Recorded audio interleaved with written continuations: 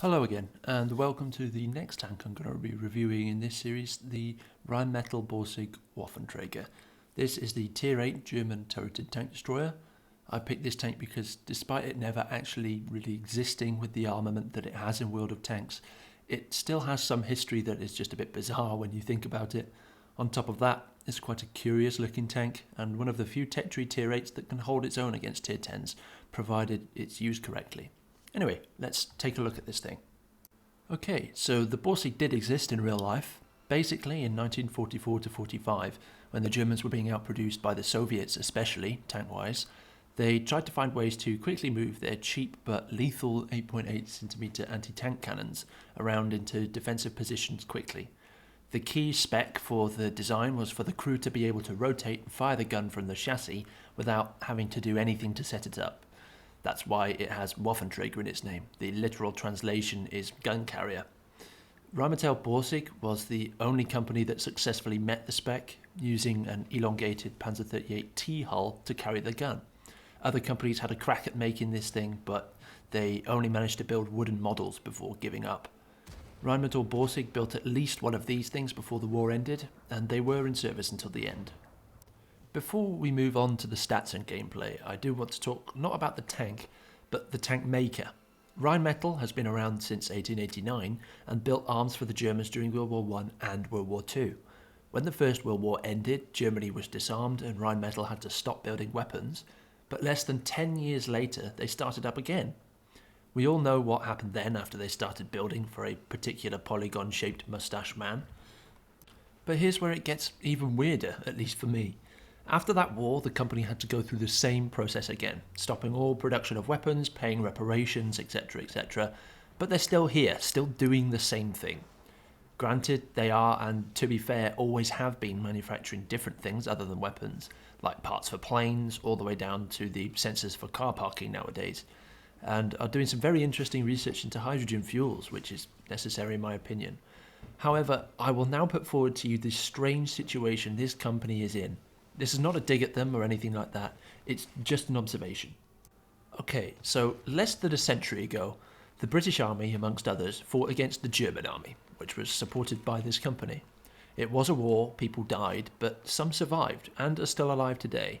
It's entirely possible that one of these survivors fought alongside or against a product of this company. Within a lifetime, these guys are still here, technology and warfare have moved on. The British Army need newer tanks to keep up with other powers. I'll give you 3 guesses as to who they turned to build these newer tanks. And it's not like they haven't stopped. 18 months ago, in May 2021, the British Army gave this company another £800 million to upgrade 148 of their Challenger 2 tanks to what they've called a Challenger 3. Again, I'm not calling out this company or anything like that, because to be honest, I think I might lose. I just find it so interesting how it's all worked out. Imagine telling an alien that landed on Earth about it, trying to explain how everything has come full circle. Anyway, that's enough bizarre history. Let's talk about the tank in-game. The armour section of this review is quite short because it has absolutely no armour of any value. The thickest areas, i.e. the gun shield and the angled parts of the hull, are 20mm thick. This thing is getting penetrated by everything that hits it. Every other panel is less thick than that. The Borsig can only bounce a shell if the shot meets all 3 of these conditions.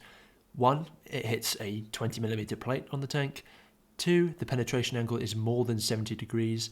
And 3, the caliber of the gun shooting this is 60mm or less. These conditions are extremely unlikely to come together.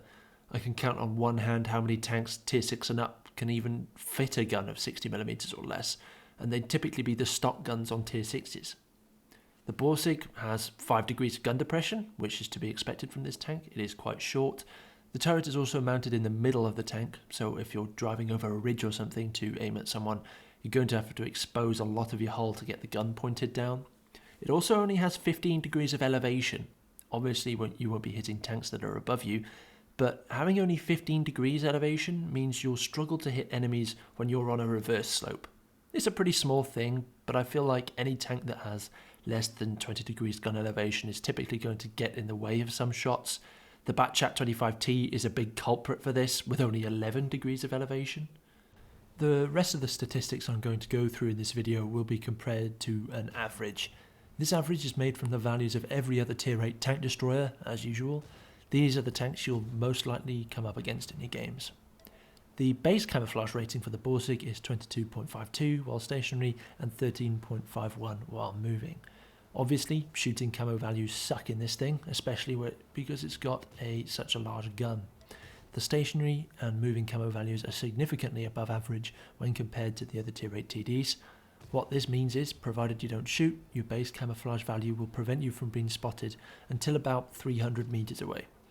This is very clearly one of the tank's strengths, and you should consider investing equipment and commander skills directives, field mods possibly, to improve this even further above the average.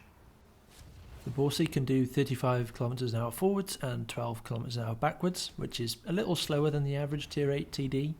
An interesting historical note, it's not too far off the Panzer 38T in game. It's a little slower because the gun is comparably massive, but the real thing was based on the same hull. The massive gun does mean that the power to weight ratio is very bad, at 10.55 horsepower per ton. You'll find that this tank really struggles going up slopes, and may want to consider boosting this weakness of the tank if that's your purview. It can traverse its hull very quickly at 40 degrees per second, but it does suffer with its turret traverse, less than 20 degrees per second. This means you'll have to pay a little bit of attention as to where your gun is pointing. One of the features of all the tanks is you can turn your turret and still retain your stationary camo value, but as soon as you turn the hull it reduces to the moving camo value, and in this case about a 40% reduction. It would also deactivate camo nets if you had them equipped. Therefore, to maximise your chances of not being spotted, you'd prefer to stay still. The problem with the slow turret traverse is it's easy for enemy tanks to outrun your traverse, and it gets easier and easier the closer they get. You see a tank coming across your vision, you traverse your tank to get your gun ahead of it, now your camo is reduced and you're at higher risk of being spotted. To avoid this, all you really need to do is point your gun in the vague direction of an enemy tank, where you think they'll be coming from at least, but it can still become an issue in certain situations. The view range of the Borsig is as close to the average as you can get. On the PC edition, the view range is 360 meters and is 370 meters on the console edition. The Borsig has two options for weaponry in game. The first, the stock gun, is the 128mm cannon. The accuracy and aim time of this gun are very close to the average, coming in at 0.34 meters dispersion at 100 meters and an aim time of 2.3 seconds. A slight disparity in DPM between editions, but it's not too much. It essentially translates to the same gun on the same tank on the PC edition, firing about 0.4 seconds faster. The penetration values for both the standard and premium ammunition are also in line with the averages for tank destroyers, but the values themselves are very nice for a tier 8 vehicle. They're not going to have problems with other tier 8s using standard ammunition, and the premium ammo can contest most plates on tier 10s from most angles. This cannon deals 490 damage on average, which is about 50 or so higher than the average Alpha Strike for a tier 8 TD. This is an advantage because, well, it deals more damage. The additional damage per shot may help you get a kill shot off more consistently against tanks with roughly 400-450 health, and increases your kill shot range because you can roll higher. A point of note I have noticed while playing this tank myself again was that this cannon does particularly well at damaging modules. I'm not sure how module damage works in this game yet, but my experience with this gun has shown that it's good at it. If you aim at the general location, it'll probably damage whatever or whoever you're aiming at within the tank. The other option is a 150mm cannon. This is not a howitzer, it fires armour piercing as standard and heat as premium. As you'd expect, the larger gun has a longer aiming time and worse accuracy than the average. Across both editions, the damage output of this cannon is worse than the 128mm, losing out by about 300 hit points per minute. The standard penetration of the cannon is well below average, more comparable to the penetration of tier 8 heavies and mediums, but the premium penetration, however, is close to the highest at tier 8, hands down. At 334mm of penetration, this is beneficial for a number of reasons.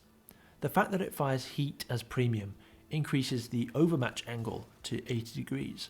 On top of that, this cannon can fully overmatch plates of 49mm or less. So despite the poorer accuracy, this cannon stands a good chance of penetrating with premium ammunition. And that penetration will lead to 750 average damage, the highest alpha damage in one shot at tier 8 outside of artillery. Alright, so now that's all the stats over with, let's show a game in the Borsig and show off what it can do in the right situation. Alright, here we go. This is Moonwalker playing here on the Redshire map. The game mode is Assault, and they've elected to use the 150mm cannon on their Borsig. In this replay, they are moving up to a position that they'll be in for most of the game. It's a bit of a campy replay for you guys, but I would say that the Borsig really can't play aggressively.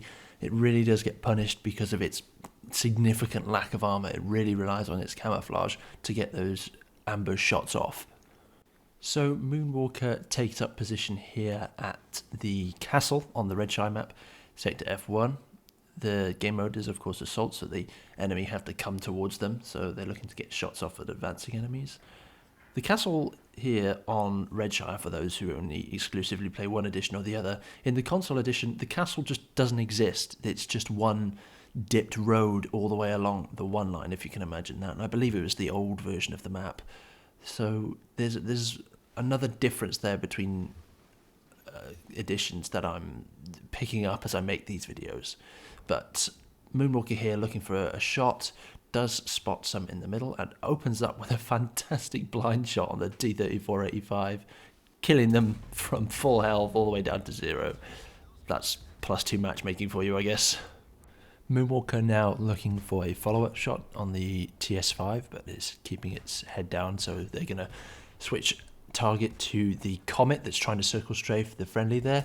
And even though it's a low roll, 649 damage is still huge, and also takes the tracks off and allows the friendlies to finish off the Comet. But that TS5 back there is going to prove itself to be a bit of a thorn in their side, the friendly team's side at least. The Moonwalker then looking for another shot, finds one on the Panther, hitting them for 873, sort of compensating for that low roll earlier. So Moonwalker now looking for a follow-up shot into the middle, possibly, but the hills seem to be covering the enemies there.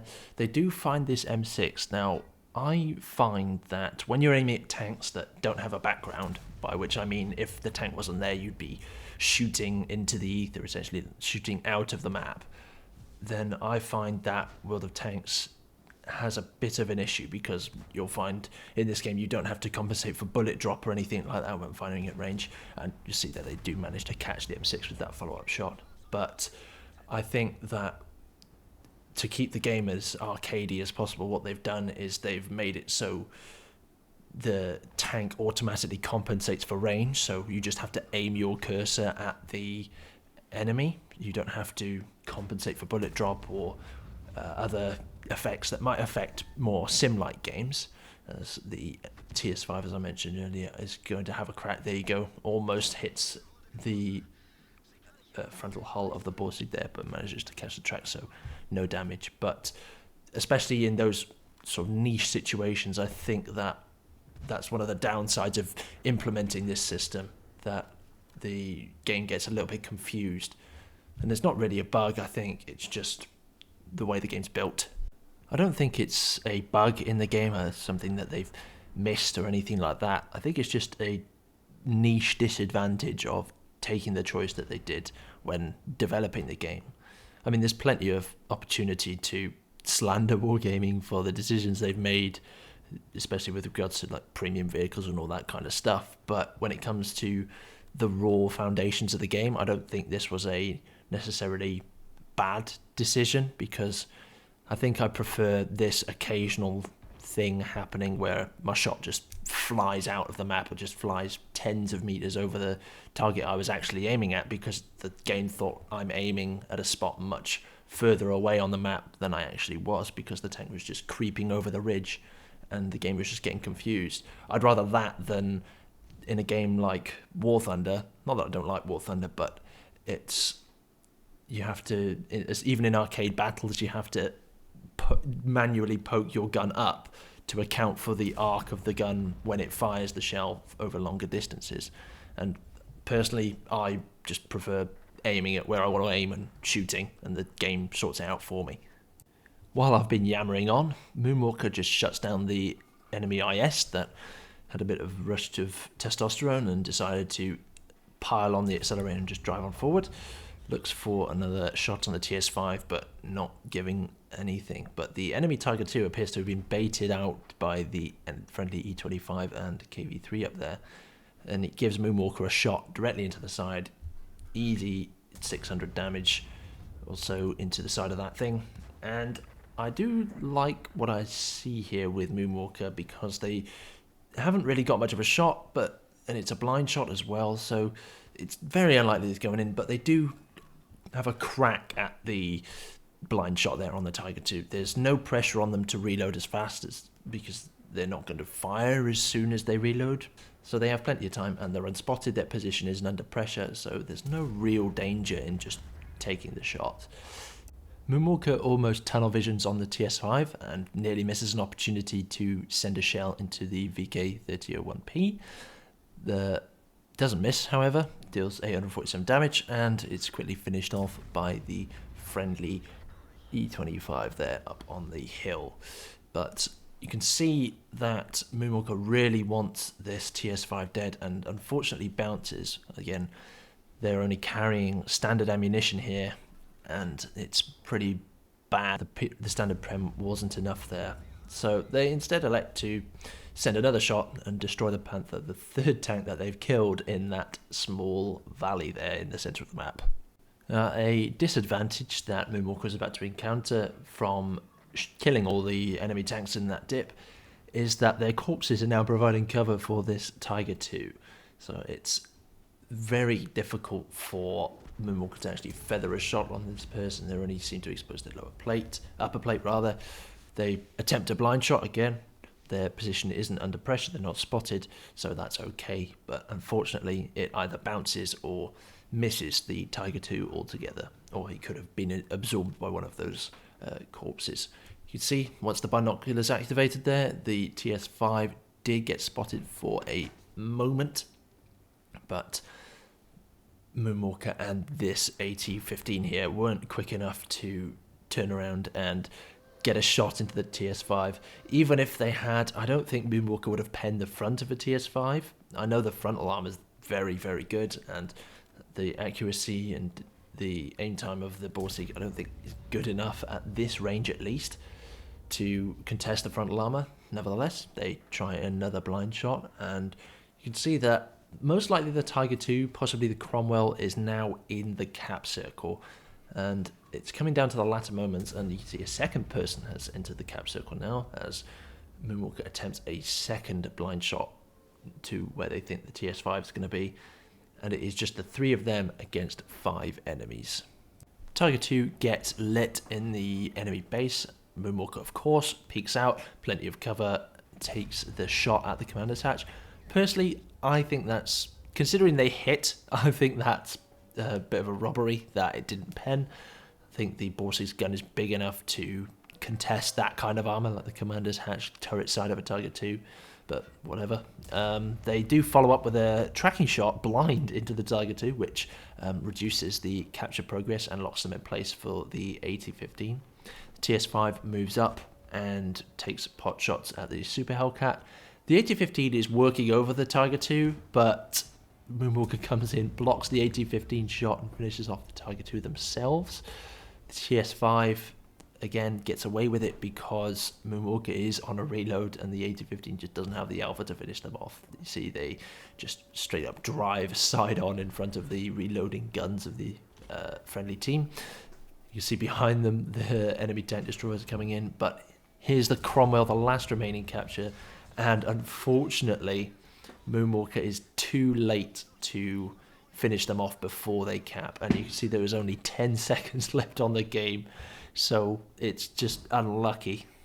You could make the argument that Moonwalker lost the game when they blocked the AT-15 shot, not because they would take damage from the other tanks while they were firing or anything like that. It's because the Borsig has such a big gun, it has a massive reload. And because Moonwalker took the shot at that Tiger 2, they were on a reload while the TS5 was driving side on, which isn't that important. But they would have, if they hadn't taken that shot, they would have been loaded for that Cromwell just a little bit quicker, probably quick enough to defend the cap and get the shot off before they fully captured the base. And as we saw, there was only about 10 or 20 seconds left on the game, and the 8015 was still on full health. So even with the auto reloading Italian tank destroyer, it was highly unlikely that they would lose if they had got that Cromwell, because there were simply too many hit points left. But nevertheless, a fantastic game from Moonwalker in the Rheinmetall-Borsig, showing you exactly how to use it, especially in a good position, and even just with standard ammunition and a standard, I would say, free-to-play loadout. They used the positions effectively, making really good use of the base camo values, staying out of sight for as long as possible. They barely took any damage right up until the end of the game, and unfortunately missed out on a win, but they came home with 6 kills and nearly 6,000 damage, which is extremely impressive considering the amount of hit points available to actually take from the enemy team and the tank they're in, because the Borsig, surprisingly enough, can't really do its own scouting because it gets outspotted by the average medium and just doesn't have the armor to take aggressive positions like that. So thank you again for joining me. I hope you've enjoyed this review of the Borsig. I hope you can see how you can use it in your games, get through that grind, move on to the tier 9 and tier 10. It is now time to shamelessly ask for likes and subscribers. I'm eventually going to get through most of, if not all of the tanks at higher tiers. Obviously that's going to take a long time. I'm probably going to start with the ones with the more interesting history, either in-game or in real life. But I have a bit of a completionist psychology, so I'll probably eventually get through all of them. So if that's your kind of thing, consider liking the video, subscribing to the channel, and I'll see you in the next one.